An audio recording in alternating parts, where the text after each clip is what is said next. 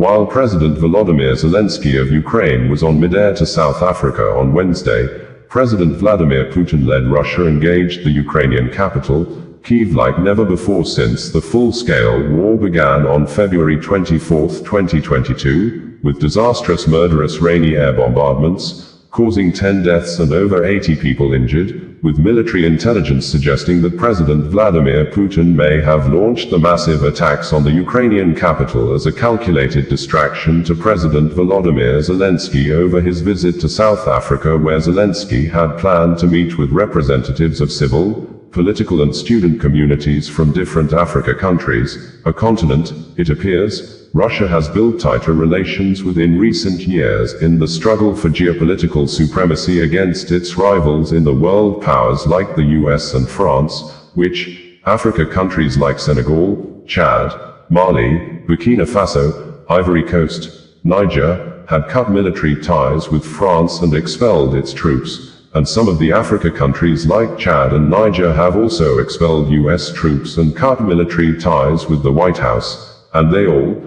including South Africa, have moved closer to Russia. But since June 2023, when South Africa President Cyril Ramaphosa led an African leaders' peace mission to Ukraine and Russia, where they both met with Zelenskyy and Putin, after the failed peace initiative, Ukraine has stepped up its relations in the Africa continent by sharing technological and military experience with African nations, donating grains, opening additional embassies in the Africa continent with Ivory Coast and Democratic Republic of Congo, DRC, already established out of the 10 new embassies pledged in 2023. Which President Volodymyr Zelenskyy said in December 2023 that one of Ukraine's foreign policy priorities for 2024 is continuing to develop ties with African countries, as Moscow seeks to expand its influence on the continent.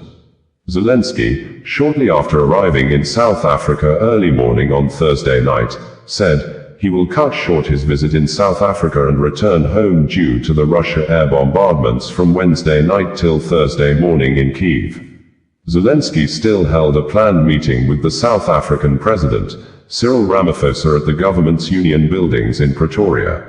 Shortly after arriving in South Africa, Zelenskyy tweeted on his X social media handle that, "We are preparing for important meetings in South Africa with President Cyril Ramaphosa and representatives of political, civil, and student communities of African countries." Condemning Russia attacks on Kyiv, Zelenskyy said, "It is an honor for me to be in the Republic of South Africa today on my first visit. This morning, our country endured another Russian attack, a massive one, with over 200 aerial threats, missiles, including ballistic ones, and attack drones. Unfortunately, there have been destructions and losses in our capital and other cities. Over 80 people have been wounded in these strikes. Tragically, there are fatalities. In Kyiv, among those killed were a brother and sister. The young man was 21, and the young woman was 19. My condolences to all those who have lost their loved ones. Rescue operations are still ongoing. Because of this Russian attack, I have decided to shorten the program of my visit to South Africa. However, our Minister for Foreign Affairs remains here, as a sign of our respect and to carry out all the meetings that were scheduled. We are grateful for the respect shown to Ukraine, for the support, and for the shared the sense that this war must be brought to an end as soon as possible. Today, President Cyril Ramaphosa and I discussed the importance of uniting global efforts as fully as possible now to apply the necessary pressure on Russia, pressure for the sake of peace. We also spoke about the opportunities within the G20 framework. South Africa currently holds the G20 presidency, and the role of the Group of 20 can be significantly greater in defending human life. Earlier, Zelenskyy said, "It has been 44 days since Ukraine agreed to a full ceasefire and a halt to strikes. This was a proposal from the United States. And it has been 44 days of Russia continuing to kill our people and evading tough pressure and accountability for its actions. It is extremely important that everyone around the world sees and understands what is really happening. Nearly 70 missiles, including ballistic ones, and about 150 attack drones. Unfortunately, there is significant destruction. Rescue operations are ongoing, and the rubble of residential buildings is being cleared. As of this moment, over 80 people have been injured across Ukraine. Everyone is receiving the necessary assistance. Regrettably, 9 people have been killed in Kyiv. My condolences go out to their families and loved ones. There was a report from the military command. I instructed the Minister of Defense of Ukraine to immediately contact our partners regarding our requests to strengthen air defenses. Today, I will brief President Ramaphosa of South Africa, who currently holds the G20 presidency, on the situation and our need to intensify global diplomatic efforts. The strikes must be stopped immediately and unconditionally. We also count on support in humanitarian matters, in the return of our prisoners and Ukrainian children abducted by Russia. I am cancelling part of the program for this visit and will return to Ukraine immediately after the meeting with the President of South Africa. The Foreign Minister of Ukraine will hold all the necessary meetings in South Africa to fully inform the country's political and civil society leaders about the situation. I am grateful to everyone around the world who stands with Ukraine and supports our people. Meanwhile, President Donald Trump of the United States, US, on Thursday called on Vladimir Putin to halt attacks on Ukraine, in a rare rebuke of the Russian leader after Moscow fired a barrage of missiles and drones at Kyiv, killing at least 10 in the deadliest attack on the capital in months. The direct appeal to Putin came after Ukrainian President Volodymyr Zelenskyy urged his allies to put Russia under more pressure to halt its invasion. I am not happy with the Russian strikes on Kyiv, Trump said on social media.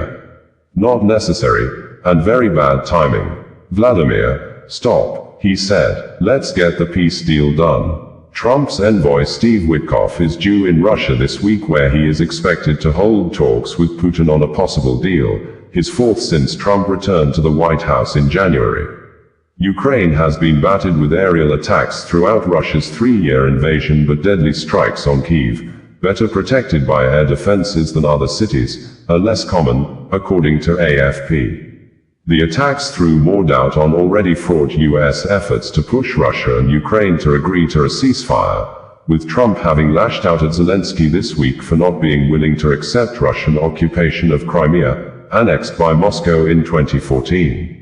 We do everything that our partners have proposed, only what contradicts our legislation and the constitution we cannot do, Zelenskyy told reporters in South Africa in response to a question about Crimea.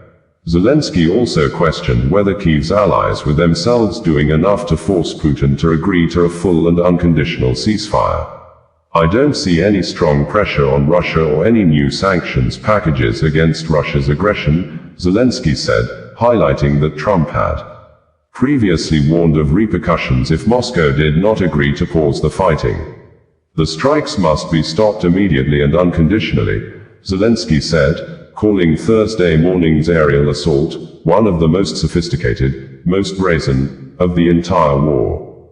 Loud blasts sounded over the Ukrainian capital at around 1 a.m., 2200 GMT, after air raid sirens rang out across Kyiv, AFP journalists on the ground said.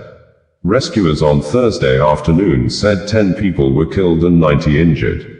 Russia said it had targeted Ukraine's defense industry, including plants that produced rocket fuel and gunpowder, AFP reported.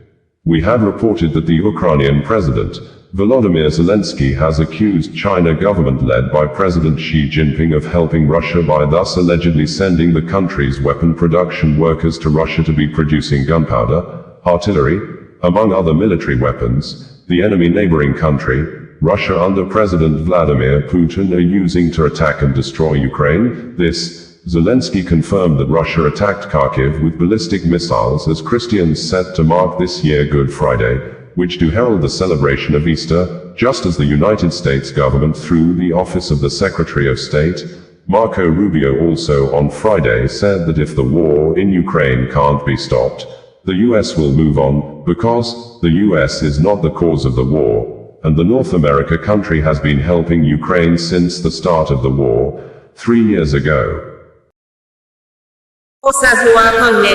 Bringing you the news in a more digital way.